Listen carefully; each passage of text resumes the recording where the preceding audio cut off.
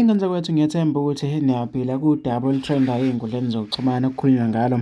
Udaba-ke olwenzeke lapha-ke wey'ngane zakwethu eMaponya-ke mall njengoba-ke kusolwa kumona abashayeli bamatekisi ngokushisa-ke izimoto ezingama-Uber-ke wey'ngane zakwethu. Lesi sigameko-ke kushiswe ngisho izimoto abasebenza ngazo-ke abashayeli bama-Uber, kudutshulwe ngisho abantu njengoba-ke uzibonela-ke wey'ngane zakwethu kulezi y'thombe-ke bekushube kakhulu abantu abaningi abahambisani-ke nalesi senzo esithe-ke senziwa ngo-driver-ke bamatekisi ngokusho-ke wey'ngane zakwethu. Nangomunye uthi-ke singabanikazi bamatekisi siyaziqhelanisa nodlame-ke oluphekwa o-driver sisuke singabathumile badla kisiminofu bese-ke noma-ke bedelela abantu.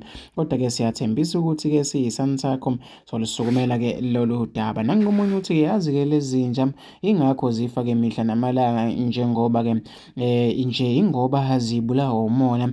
Mina nje usomatekisi uma-ke ebulewe anginandaba mina usuke-ke evuna-ke akutshalile. Nangomunye uthi yikho nje ukuthi abantu abayinganxanya-ke bengamanzi. Ngabe-ke kubuye kuyekwe nje ukugibela-ke lezi y'bozi zamatekisi inyanga yonke. Abantu abaningi bayasigxeka esenziwe-ke ngosomatekisi lapha-ke wey'ngane zakwethu. Mina sengizofuthi ngizwe uvo lakho nombono wakho ukuthi ucabangani ngalolu daba.